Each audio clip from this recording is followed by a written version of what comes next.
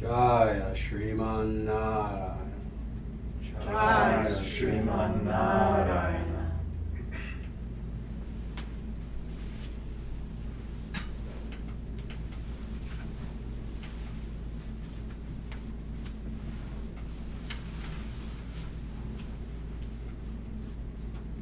Shri Vishnu.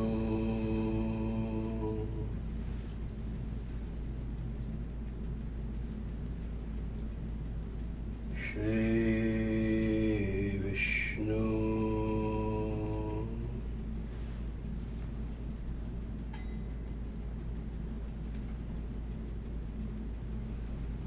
Shri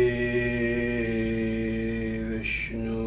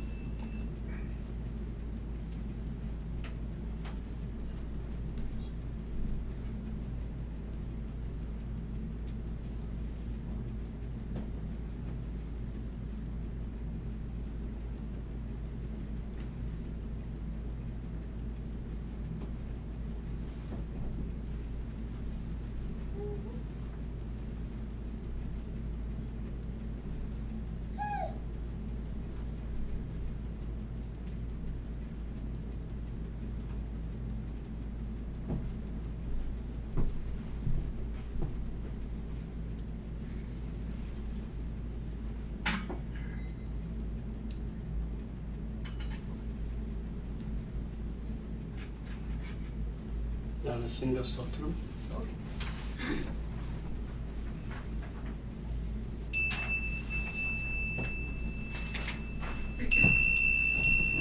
Savakara Kamala Marenaka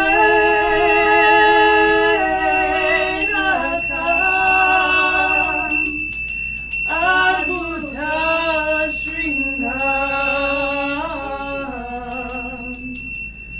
Dhalita Hiranyakashipu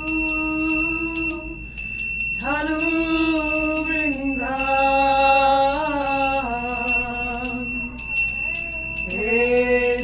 Keshavadrita Narahari Rupa Jaya Jagadisha Hare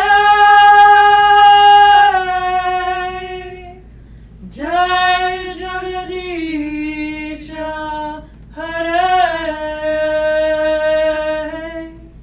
Jaya Jagadisha Hare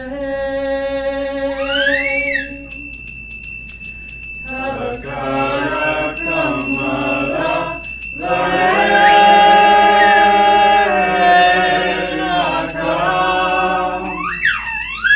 Adbhuta Shringam Dhalita Hiranyakashipu Tanu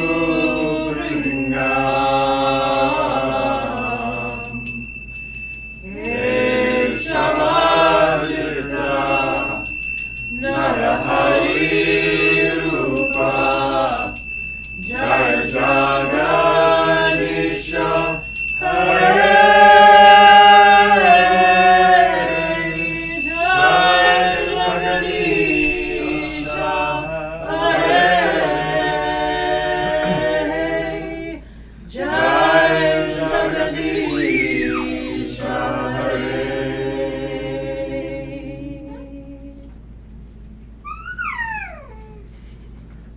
Jaya Shriman Narayana. Jaya Shriman Narayana.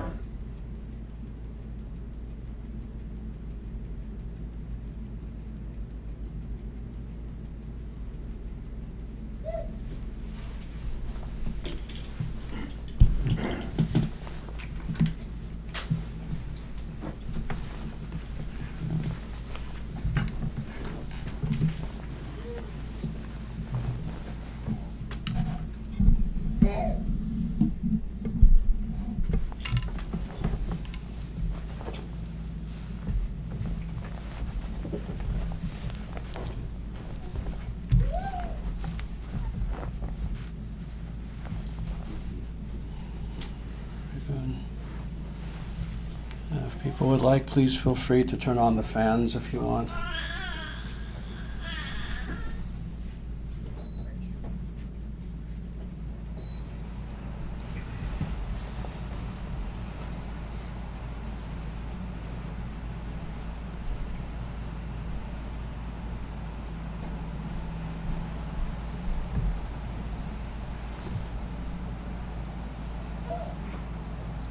And everyone together. Jaya Shriman Narayana. Jaya Shriman Narayana. Jaya Bhagavan Sri Krishna. Jaya Bhagavan Sri Krishna. Jaya Shri Guru. Jaya Shri Guru. Sanatana Dharma Jayate. Sanatana Dharma Jayate. Dharmarashtra Jayate. Dharmarashtra Jayate. Suravangsha Jayate. Suryavamsha Jayate. Om Hari Om.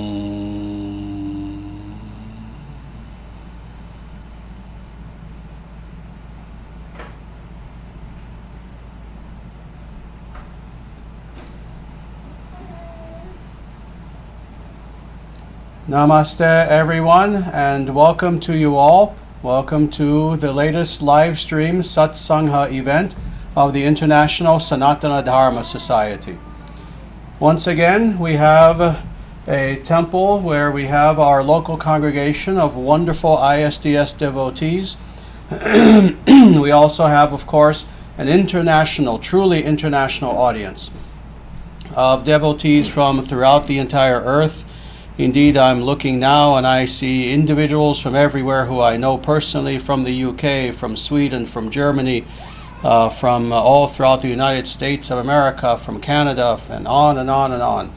So indeed, this is the International Sanatana Dharma Society in every way imaginable. This is a movement that is quite literally on the cutting edge. Indeed, I have called this movement the tip of the spear as far as reintroducing, restoring Dharma upon the face of the earth. And this is not hyperbole. On the contrary, actually, I'm toning myself down in expressing this. That the International Sanatana Dharma Society is the most unique movement upon the face of the earth. We started off very small indeed. We started with one person, me, initially. And then very slowly it grew and grew, again focusing on quality of the individual. Thus, of course, it took time. Now, due to the fact that our movement is 100% based upon quality, now that quantity has followed the quality. So it is absolutely wonderful that indeed we are a movement that is in multiple dozens of nations throughout the world. And I welcome you all here with us today. What we're going to be doing today is completing a series, something which I didn't know was going to be a series at first, which is very interesting, very nice actually. We began speaking on the Gopala-Tapani Upanishad several weeks ago, and we have completed thus far 3 lectures in this series. This is the 4th, and what will actually be the last one, because now we have 3 verses that we're going to try to cover today. The Gopala-Tapani Upanishad has been, I know for a fact because many people have told me in various ways, this has been truly a wonderful spiritual adventure, a journey for many, many individuals. For people who either they've never heard of this Upanishad, or maybe they have, but they haven't really gone deeply into the nature of this Upanishad. Well, it has been truly a wondrous experience for so many of us, going through this very important one of the 108 Upanishads, but one that's not commented upon very, very often. So it's been absolutely wonderful, but today will indeed be the last session, the 4th session, in which we will be covering a few verses from the Gopala-Tapani Upanishad. And that being said, let us now go through the remaining verses that we are indeed going to be looking at. The next verse that we will be looking at is from chapter 2, and it's verse 6. And it proceeds in this way, and this is Krishna himself speaking in this Upanishad. And Krishna says himself, "By remembering me, unfathomable waters become shallow. By remembering me, the impure person is purified. By remembering me, one who is unregulated adopts a regulated life. By remembering me, one who is filled with lust becomes desireless. By remembering me, one unlearned in the Vedas becomes learned." Truly a beautiful, astounding, amazing verse. Now, for those who have been studying the Vedic scriptures with me for quite some time, and of course you know that mostly what we do with our live streams, with my lectures here, anywhere I go, I will usually comment on the Vedic verses. A so-called guru who does not do that, it's very unfortunate. This is what a guru is actually meant to do, not just spew what they come up with in their mind. Rather, a true guru is indeed meant to look at the Vedic verses from all throughout the Shastras, from the Samhitas to the Puranas to the Upanishads, Bhagavad Gita, and on, and elucidate exactly what is being said in these sacred texts. So when you see individuals who, they may be in the fanciest robes, they'll put me to shame with how I'm dressed. I actually dress very simply, which is actually how a guru should be dressed when they're teaching.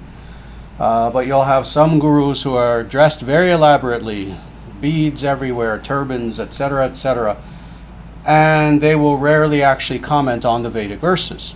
Well, this is what we're meant to do. But for those who have been with me for some time and who have heard this before, here we find this again. When something is repeated again and again and again in a verse or several verses of the Vedic scriptures, this is something that is crucial. So with this verse, it's quite obvious we see the theme that is here. What is the theme? To remember Krishna, to remember God at all times. Now, why does Krishna repeat this again and again? And in fact, I've said before, often you'll see something repeated twice, maybe 3 times, and it's of importance. Oh, if it's repeated thrice, 3 times, oh, you know it's important. Here, it's repeated by Krishna again and again and again and again and again. By remembering me. By remembering me. Listen to these 3 words. By remembering me.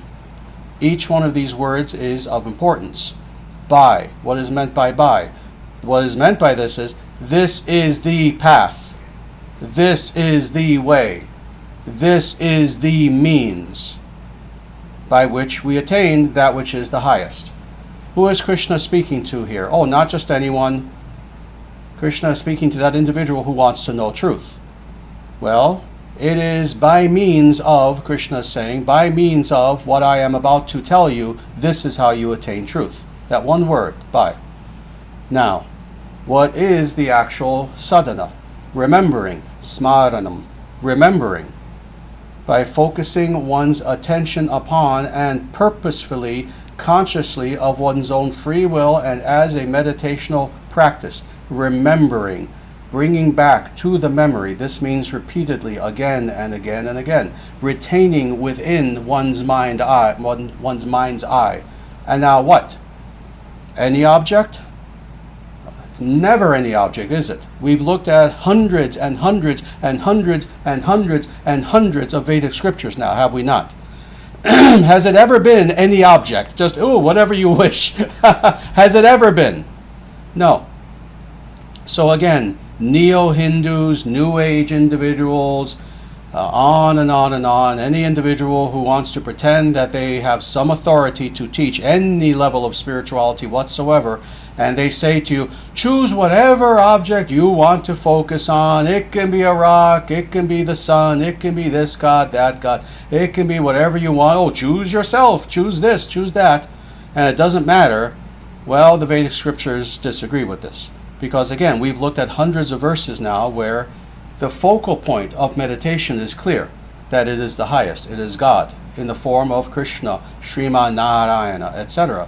So again, what is the last word in this 3-word little phrase that's repeated? Krishna says, me, mum, me, mum, me.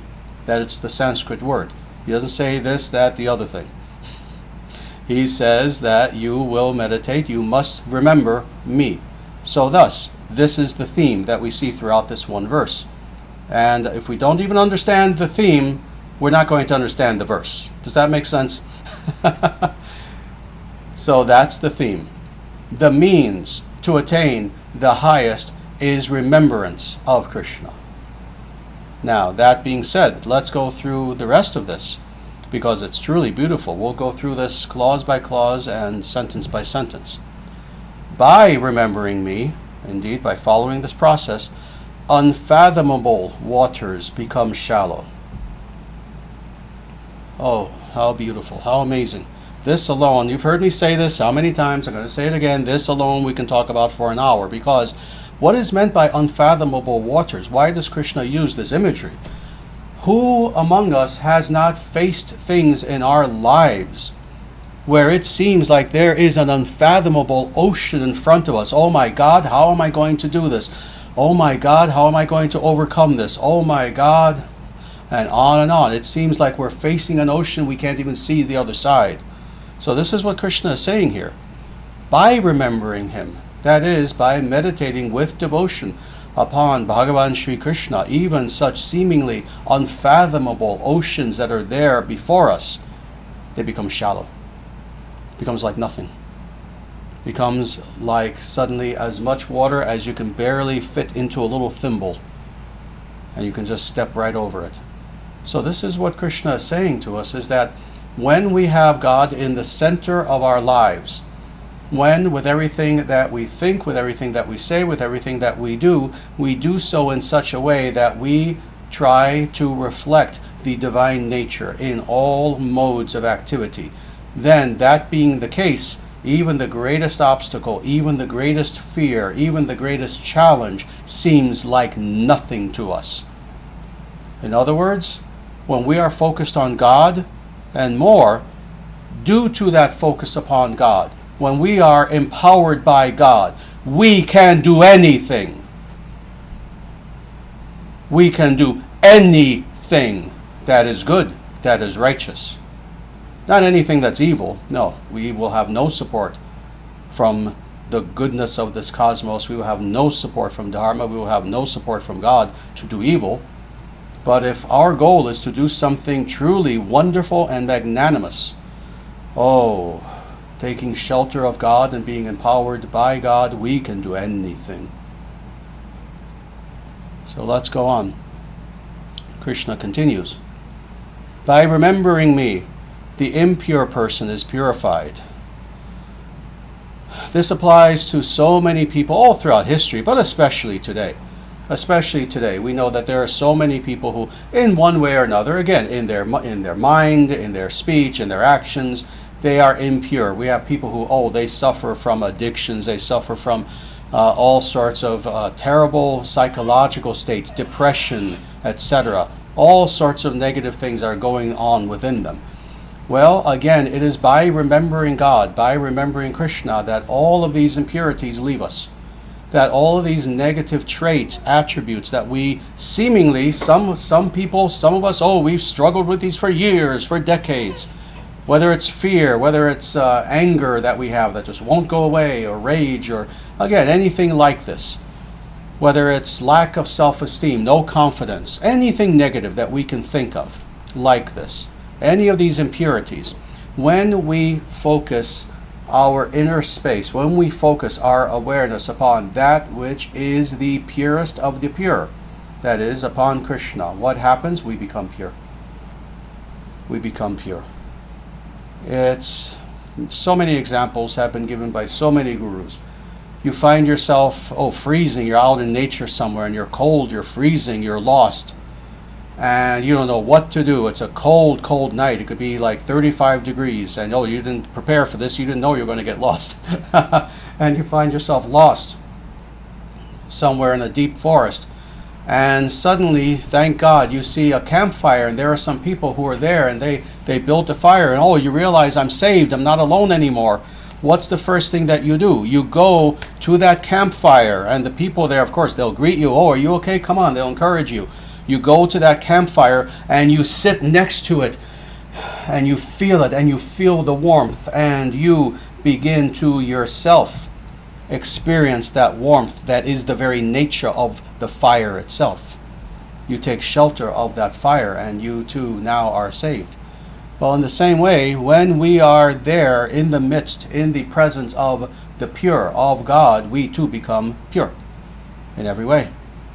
What are you struggling with right now? Again, fear, anger, anything that you can think of.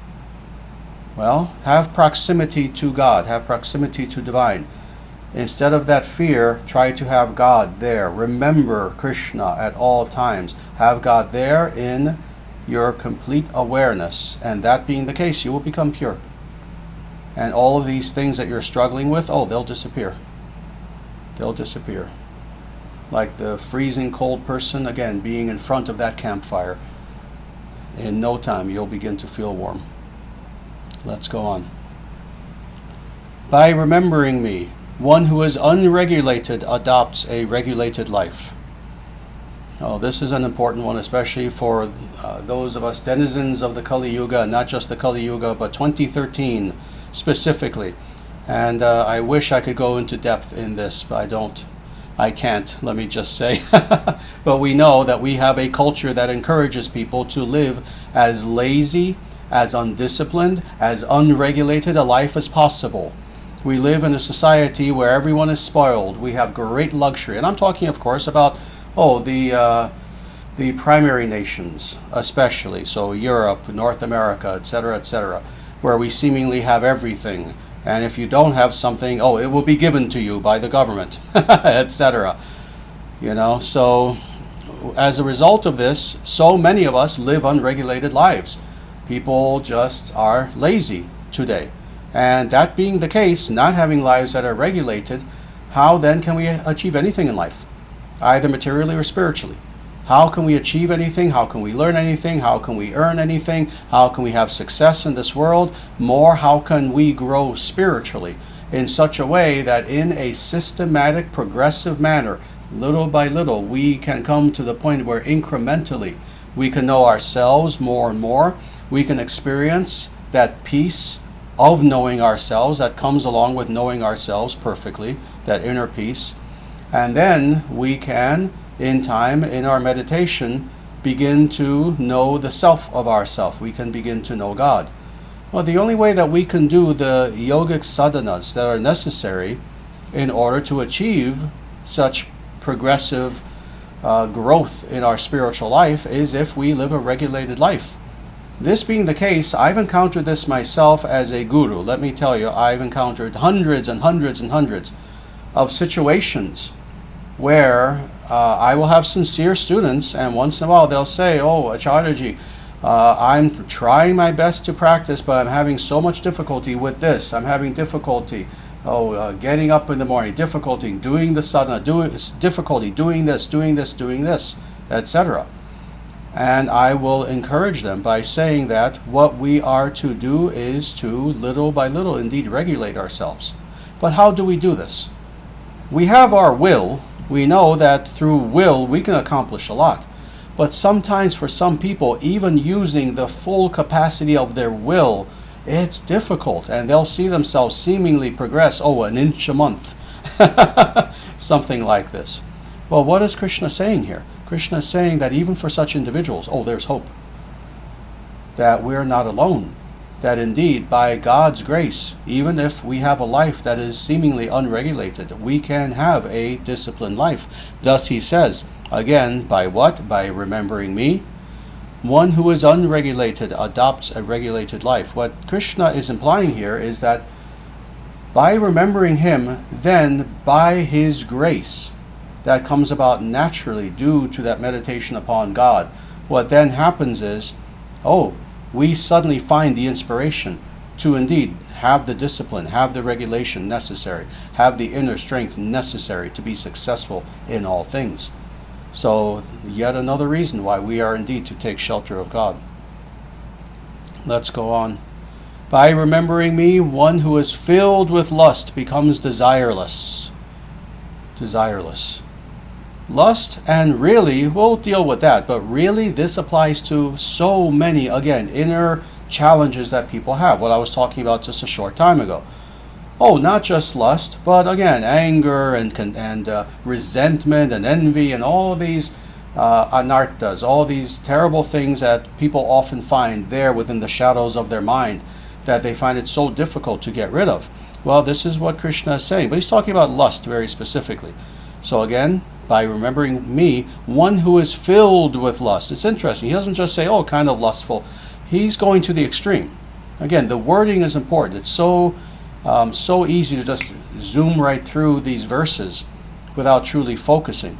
For one who is filled with lust, in other words, to the extreme. By remembering me, such an individual becomes desireless.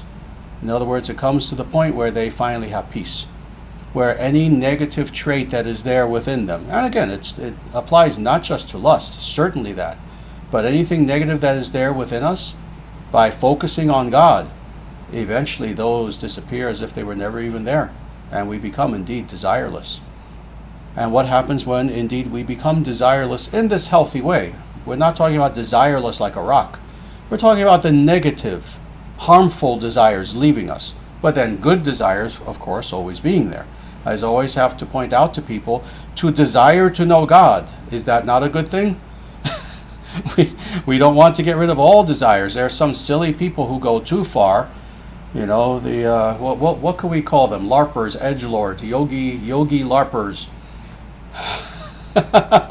Individuals who want to pretend that they're yogis, so they take things too far. No, to desire anything, even anything good, is still a desire. No, be quiet.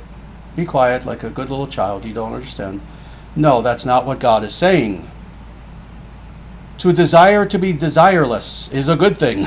To desire God is a good thing.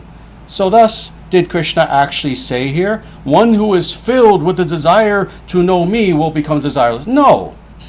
We're talking about the negative desires, the negative traits that are there within us.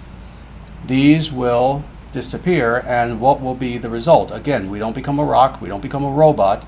Rather, we have santosha, we have peace, we have shanti, we have peace, we have contentment, etc. So this is what occurs. Now let's go on. This is the last sentence in this verse. By remembering me, one unlearned in the Vedas becomes learned. Now, this verse is indeed much more important than people can understand. It is indeed what? An epistemological verse. It is an epistemological verse. I'm known now for saying that every so often when something is indeed an epistemological verse. That is, this is a verse that teaches us how we are to know. How we are to know in general. But going now more specifically, one who is unlearned in the Vedas. What does that mean? That means both what first comes to mind, that is an individual who, they don't know anything about Veda, about wisdom, about knowledge, about eternal truth, because, whatever, they haven't encountered it, it's not something they have access to. But deeper than that, this also is including individuals who have read, indeed even studied the Vedas, but still don't know anything about the Vedas. I have encountered many hundreds of such individuals, and many of them have PhDs. Individuals who, they've studied Rig Veda in Vedic Sanskrit, but they don't understand what the Veda is saying. We have known individuals who in a very haughty way can recite to you the Sanskrit of a Bhagavad Gita verse, but then you ask them, all right, sir, can you give me a very detailed purport on what is the actual content, what is the meaning of what you just said? And they'll try, but after a minute it's obvious they don't really know. So thus, when we talk about individuals who are unlearned in the Vedas, we're talking about someone who has never picked up a Vedic scripture, all the way to someone who maybe has formally studied it, but again doesn't really understand the essence of what has been said. Such an individual, by the grace of God, and this is where the epistemic mechanism comes in, by the grace of God now has the ability to know what the Vedas is actually saying. So thus, it's interesting. How do we ultimately truly know what the Vedic scriptures are there to teach us? How do we know, again, the essence of the Vedas? It is by ultimately the grace of God, the grace of Guru, the grace of that divine being who is outside of ourselves. Whether it is indeed the Guru, whether it is indeed God himself, but it's by grace, ultimately, that we know the Veda. So thus, who is that individual who has the ability to know the Vedic scriptures and the true inner purport of the Vedic scriptures more than anyone? The person with 10 PhDs? Took him a long time. He's been in graduate school for the last 40 years. He's got 10 PhDs. That's the person? No, let me tell you, the person who you want to learn from, if you want to learn the Vedas, is that individual who has surrendered to God, because that's the person who understands the Vedas. That person who indeed is remembering Krishna at all times. That is the person who now, by the grace of Krishna, has the ability to understand what the Vedic scriptures are saying. Beautiful verse. Now let's go on to our next verse that we're going to look at, and this is still from chapter 2, and it is verse 24.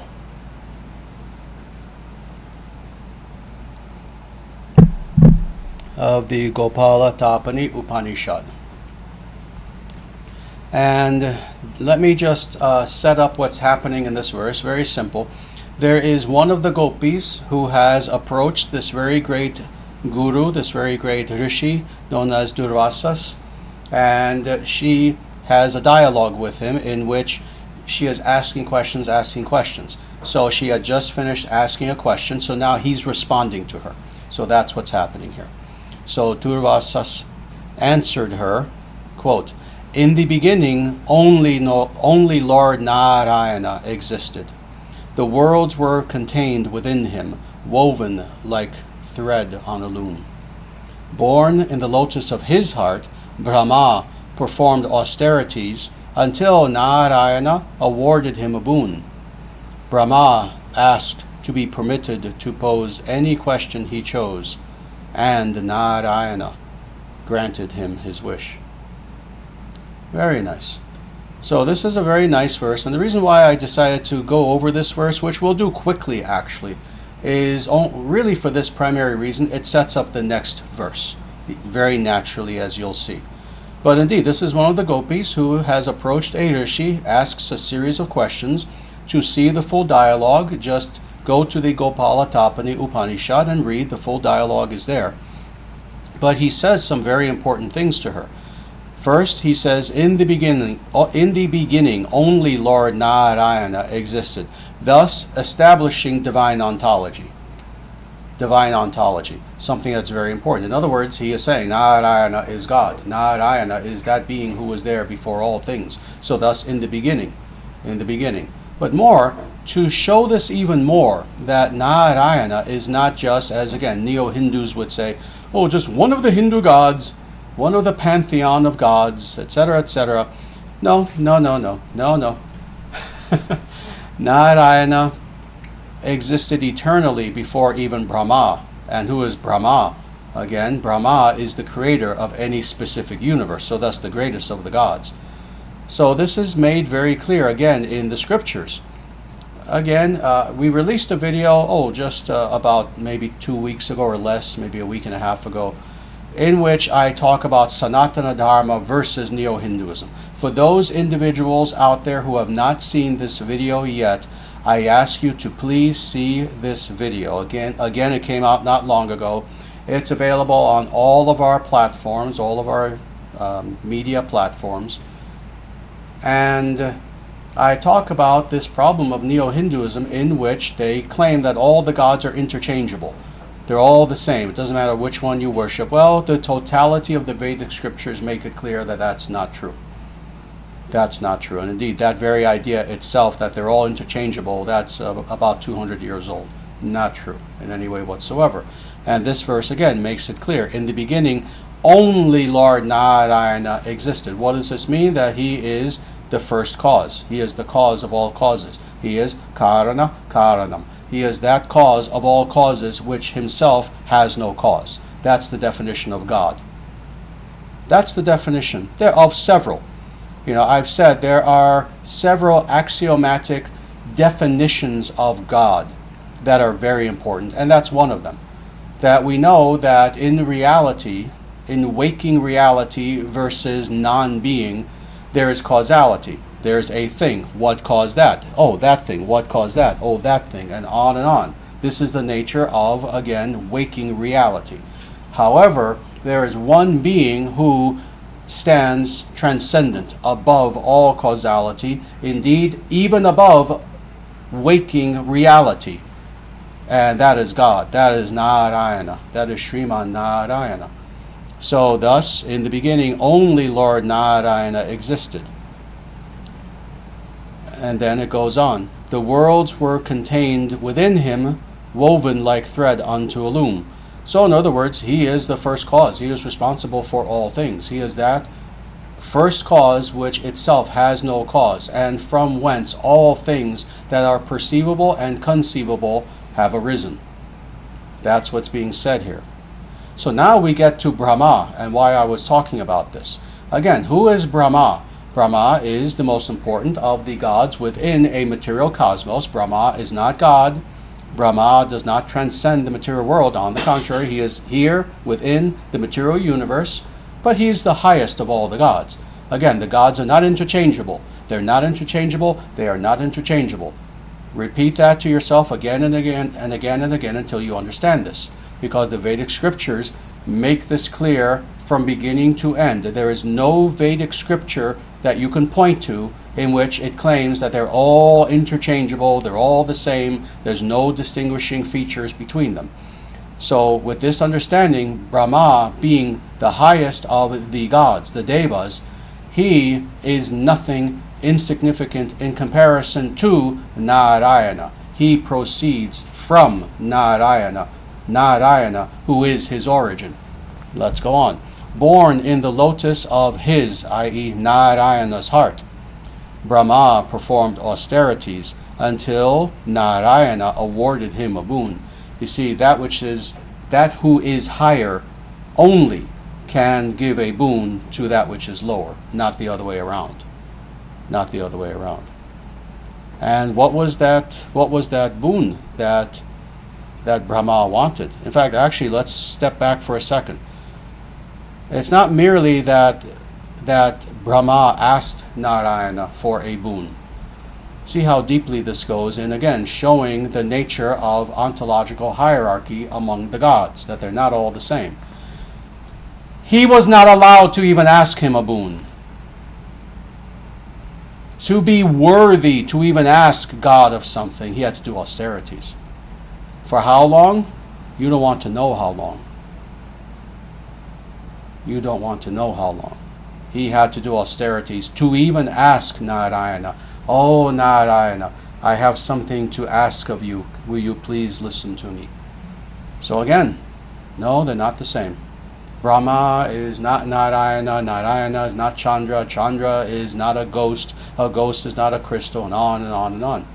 Indeed, Narayana is God, and Brahma, now in his humility, having done these austerities, he asks, and this is what he asks. Brahma asked to be permitted to pose any question he chose, and Narayana granted him this wish. All right? Now again, the reason why this is of importance is because it's setting up the very next and last verse that we're going to look at. And again, obviously, the Gopala-Tapani Upanishad is much longer than the simple number of verses that we're looking at from this Upanishad. Rather we're looking at just a small snippet. There is, again, just like with Durvasas and the Gopi, there's a whole conversation, a dialogue that occurs between Brahma and Narayana, and we're going to look at only one of these verses. If you want to see the rest of the dialogue, go to the Upanishad. It's all there and you can read it yourself. But again, Brahma asks a wide variety of questions, and this is one answer to one question that Narayana gives. Narayana said to Brahma, and now Narayana is speaking of himself as the Supreme, in the same way that Krishna in Bhagavad Gita speaks of himself as the Supreme, and both are correct. Krishna being an avatar of Narayana. But now Narayana is talking about himself. He says, one Supreme Deity. How many? One Supreme Deity is hidden in every single living being. He is the all-pervading indweller of all creatures. He is the director of the activities of creation, the resort of all beings, the witness, the consciousness, unique and free from all material qualities. For those who know what kind of verse is what I consider the most important sorts of verses in the Vedic scriptures? That's a question. Anyone? Yes, please. Those that describe Krishna? Yes, but deeper. That's correct. But yes. Those that help us to know Krishna? Yes, but again deeper. Where Krishna is just being described, but by who? Himself. There you go. The most important verses in the Vedic scriptures are where God is being described. This is divine ontology. This you want to pay attention to more than anything. But more, when God is describing himself. These are the most important verses. So here we have God describing himself. So therefore, listen carefully. Narayana said, speaking of himself, one supreme deity. Stop there. Again, the gods are not interchangeable. It's not pick and choose, whatever's your favorite flavor of ice cream. Oh, what? Oh, go to Culver's ice cream. Oh, what's the flavor of ice cream today? Let's see. No, you don't pick and choose. There is one supreme deity. There is one supreme being, ultimately. Oh, there are the gods and goddesses, but they must be recognized as indeed the servants of God. We recognize that all the gods and goddesses exist, but they are all humble servants of the what? One supreme deity. Now, that one supreme deity is hidden in every single living being. In every single living being. Now, what does this mean? Well, of course, this is pointing to the omnipresence of God, to the understanding that God is everywhere. God is within everything. And to make it more interesting, of course, it's not just stated that, oh, literally everything. Oh, that's true too. But in every living being. In other words, in you. To make it very personalized. You are a living being. You have had your experiences throughout the totality of your life. You have had experiences that were there from previous lives that you may or may not remember. Most people don't or will remember very little. Some people remember more. But in any case, you have been here for a very long time. You are a personalized being. But it's important to understand that there with you also at all times is indeed God. So hidden, the one supreme deity is hidden in every single living being. So thus, again, we are never alone. God is with us at all times. Now it goes on. He is all pervading. He is all pervading. So again, this also is the nature of God. We have the ability to pervade some things. Why? Because we are also sons and daughters of God. Because we have God as our source. So of course, we also have some of the powers of God, but to a very limited degree. So, what do we pervade? We are a tiny Atman. If we were to try to measure the Atman, it's said that the Atman is 1/10,000th the size of the tip of a hair. It actually says this in the Upanishads. I actually quote this Upanishad in my book, the Sanatana Dharma Study Guide, actually. So the Atman is tiny, and yet it has the ability to pervade the entire body, to the point where we can move, we can direct, we can will, etc. We can do things. Well, we have some pervasive power. But Narayana says this about himself, that God, he is the all-pervading. All-pervading. In other words, we can pervade to some degree. But are we pervading other people's bodies? Some demonic beings wish they could. There are some psychopaths out there, of course, who wish that they could have all human beings just be their puppets, and they could pervade their bodies and make them do what they want, but they can't. We pervade ourselves, our bodies, in some cases, difficulty even doing that, but we don't pervade all things. God pervades all things. There is nothing in which God is not ever pervasive. And more, he is the indweller of all creatures. So now, just to make it even more clear, what is the indweller of all creatures? He is the Paramatman. He is the Antaryaman. He is that inner witness that is there within the heart, who is there within the heart of every living being. He is the soul of our soul. He is the ultimate experiencer. He experiences reality through us. So thus, again, we are never alone. God is there residing within our hearts. But now let's go on a little bit more. He is the director of the activities of creation. So now, he's saying this specifically to Brahma. So again, we have to keep this in mind. This is a conversation between Narayana, between God, and Brahma, who is the creator of the material universe. So he's making it very, very clear that who is God? He is the director of the activities of creation. So in other words, he's telling Brahma, Brahma, I have given you the assignment of creating this one little tiny universe. You see, for us, the universe is vast. For God, a universe is less than the size of what an atom would be for us. So he's saying to Brahma, yes, indeed, I'm giving you the power. I am empowering you such that you may now create and form this one specific universe in my service. So again, they're equal. Narayana and Brahma? No, they are not. They are not. Let's go on. So he is the director of the activities of creation, the resort of all beings. What does that mean? What's that nice saying, there are no atheists in a foxhole? It's interesting how all beings ultimately resort to God. They either do so willingly, they do so with devotion, they do so in a way where they do so in peace, in contentment, in joy, in happiness, where they decide to indeed resort to God, to take refuge in God. But then even those beings who even will say there is no God ultimately do as well. They experience some personal pain, some horrible pain afflicts them emotionally in some way. What's the first thing that any human being does? You look upward, you look even unconsciously toward God. Even the atheist who verbally will say there's no God, their body will betray them as they look upward for relief. See how many people, they're in pain. Oh, help me. Oh, maybe a Satanist, even a Satanist wouldn't actually, because at that moment they're operating on automatic pilot. Even the Satanist will look upward, meaning that they take refuge in God despite themselves. So all beings do. All beings do indeed take refuge in God, ultimately, whether they do so willingly or unwillingly. What else does Narayana say that he is? He is the witness, indeed, Antaryaman. He is there as the inner witness. You've heard me talk about this very, very, very often.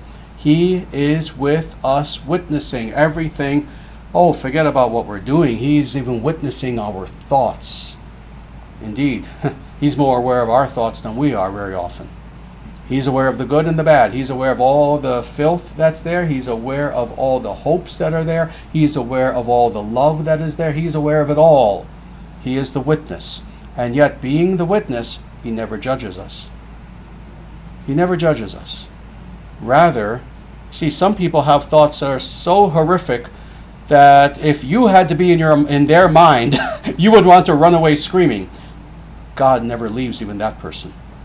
God is there within the heart, and he is the witness of everything that is occurring within the inner framework of that one Atman, and then what to speak of multiple, infinite number of Atmans. And yet he never abandons us. He's there with us at all times as our very best friend. So he is the witness. The consciousness. Indeed, he is the ultimate source of consciousness.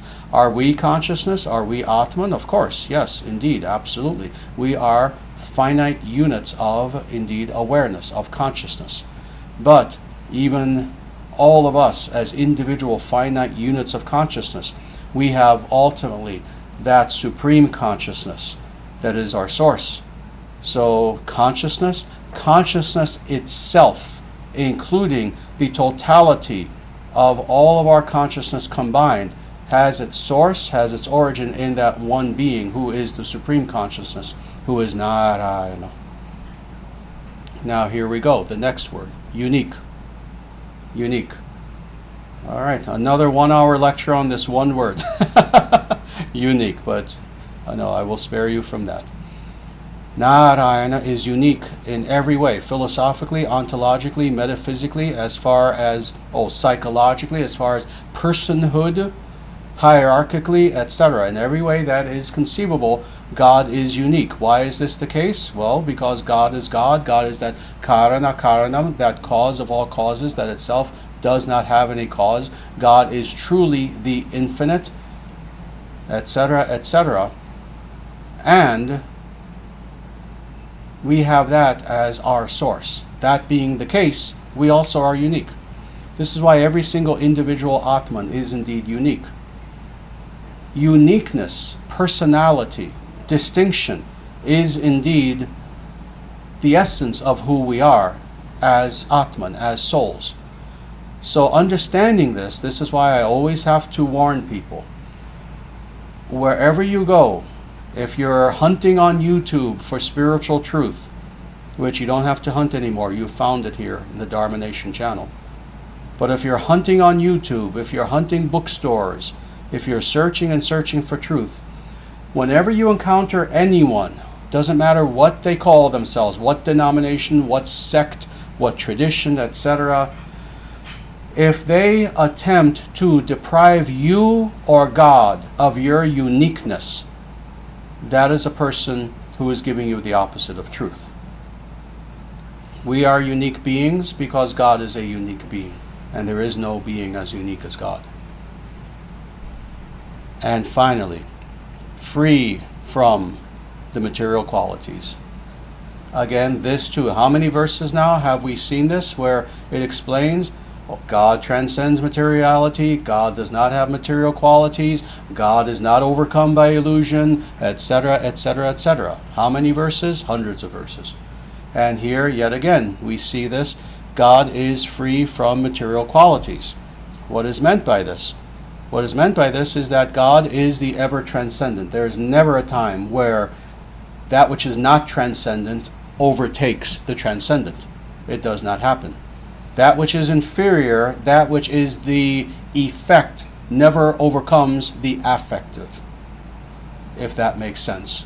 So God being God, he transcends all materiality. So thus he is free from the material qualities, from the gunas, from illusion, etc., etc. Now, all that being said, this is what's called logic.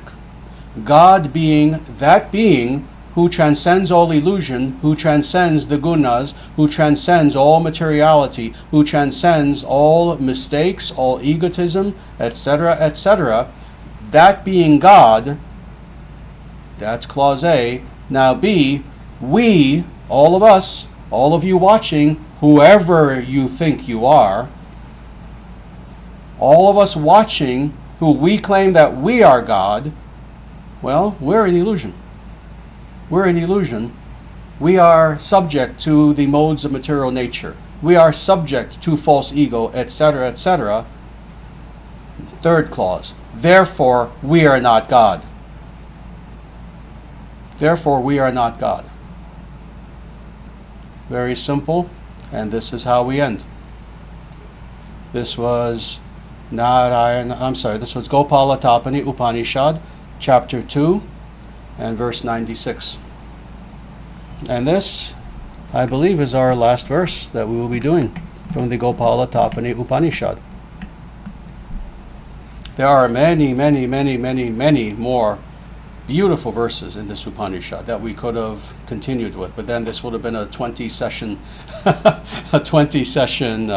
class in which we'd be going through all of these verses. But indeed, these are the verses that we chose to go through. Initially, as people know, I thought that this was going to be a one-time class, that we would get this all done in an hour, but no, it's been 4 sessions now, but we will indeed end here. So with that, I know we're over time a little bit, and I don't want to keep people too long, either the people here or the people watching at home, but I do want to take at least a few questions, maybe for about 5 minutes or so, something like that. So let me signal now to people that indeed, if you have any questions, any sincere questions that you would like to ask about Sanatana Dharma, about anything that we spoke about in these verses, now is the time. Please feel free to ask.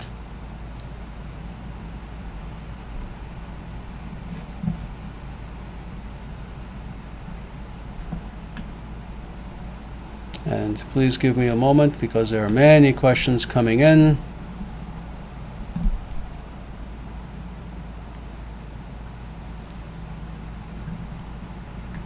And let me also remind people, if anyone here has any questions also, please feel free to raise your hand. But I'm going to answer this first question that is here. And it is, why in this life can we never be materially satisfied or get everything we want? For example, we see a beautiful woman knowing she will never be ours, and then we suffer knowing that. Why?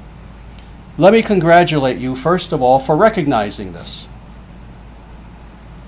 Because there are some people who, in a very silly, immature attempt to pretend that this is a perfect world, they won't even acknowledge this.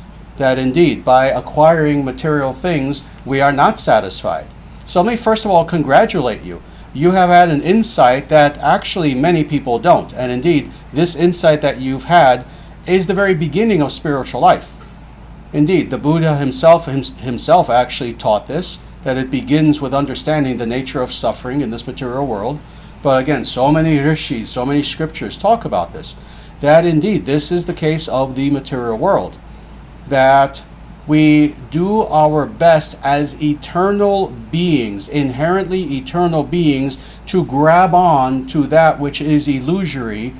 We understand that however much we try, we can't really get a firm grasp of that which is only a shadow, and that being the case, we become disillusioned.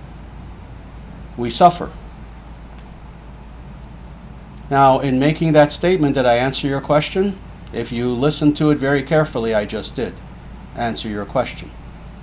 Watch the rerun of this video and you'll see I answered your question. We are eternal beings. We are beings who are of the nature of the eternal, of the nature of the transcendent, of the nature of the perfect. Indeed, these are the attributes of our very self, whether you wish to call it soul or spirit, but it is known as Atman, our consciousness, who and what we truly are. We are of the nature of that which is perfect. Perfect meaning that, it truly transcends all suffering. We are beings who, we are born to be blissful. We are born to revel in the eternal, etc. Yet due to our own self-imposed illusion, we chose illusion rather than its opposite, rather that which is the real.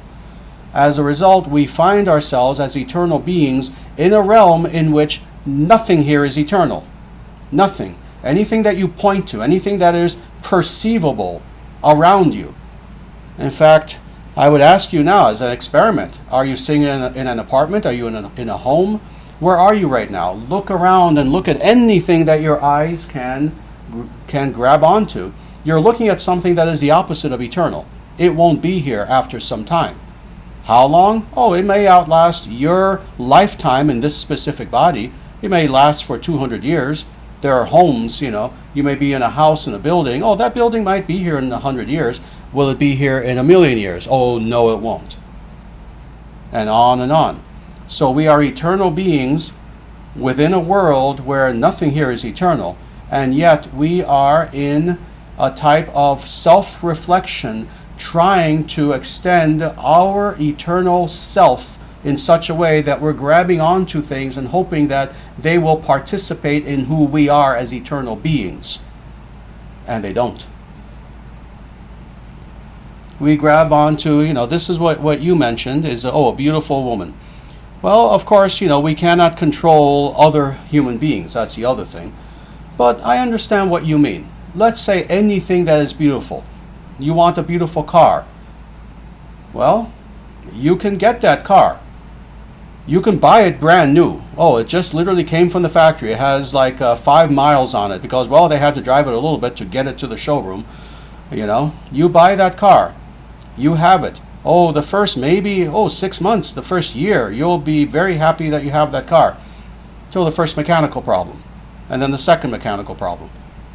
And then after 8 years, what is that? That looks like rust. There's a little bit of rust on it. And on and on.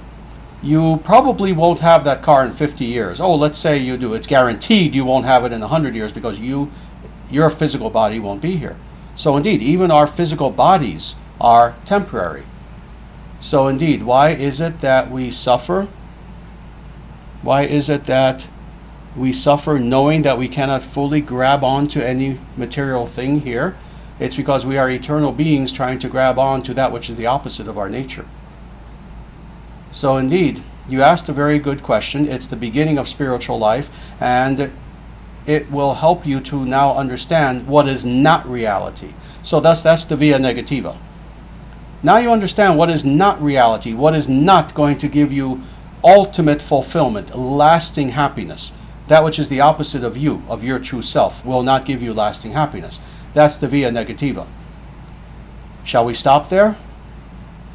No.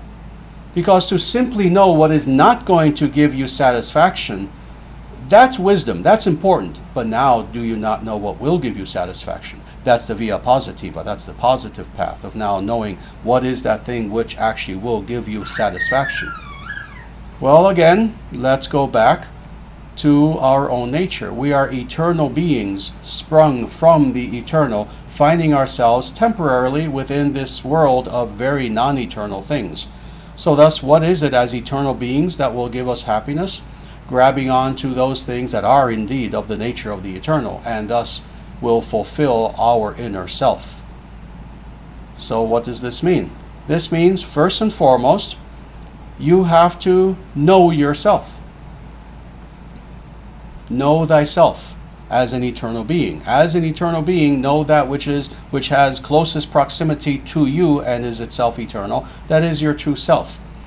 So thus, by exploring who and what you truly are, and by having this self-realization, you will come to the point where, as a very beginning, you are now reveling in that which is your true self, which is eternal. Now you go deeper. You also grab on to those eternal things in the form of eternal scriptures, Apaurushaya, the Vedas, which are not man-made. You grab on to wisdom that is of the nature of the eternal. You grab on to Dharma, which is Sanatana, eternal natural truth, the eternal natural way.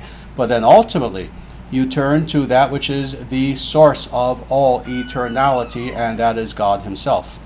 So you wish to know happiness? Again, don't try to grab onto those things that are the opposite of your true nature. Grab onto those things that share in your nature, the eternal. And this being the case, oh my friend, you will have satisfaction. You will have happiness. And never let anything discourage you. Never let anything keep you back from this pursuit of indeed grabbing onto the eternal. Because this is indeed how you will have satisfaction, how you will have happiness. Very good. With that, sadly, I have to say we're going to have to stop here, just due to the fact that, again, we are over time considerably by about 16 minutes or so, and we have a temple full of wonderful devotees. I also don't want to keep them too long, but I also, again, just want to stop here. With that, I ask you to please join us again next time. Next time we're going to have a very special live stream, actually. It's going to be something very unique. I've only mentioned this to maybe one or two people, and that's about it. But please be here next week for a very unique live stream where I will be speaking about something in depth that I have not really before, at least not in a public venue. Privately I have, but not in a public venue. So please join us again next Sunday, 2 p.m. Omaha time, Vedic Heartland time, what commonly is known as Central Time. And I thank you all very much in the meantime for being here and for joining me for our last discourse on the Gopala-Tapani Upanishad. And everyone together. Jaya Shriman Narayana. Jaya Shriman Narayana. Jaya Bhagavan Sri Krishna. Jaya Bhagavan Sri Krishna. Jaya Shri Guru. Jaya Shri Guru. Sanatana Dharma Jayate. Sanatana Dharma Jayate. Dharma Rashtra Jayate. Dharma Rashtra Jayate. Suravangsha Jayate. Surya Vamsha Jayate. Victory to Sanatana Dharma. Victory to the Dharma nation. Victory to the solar dynasty. Evam Bhavatu. May such victory be so.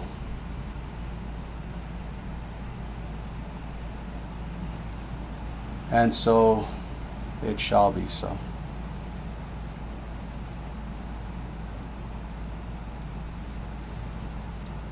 Everyone, Between now and the next time that we get together, I ask you all that you please take very good care of yourselves in every way.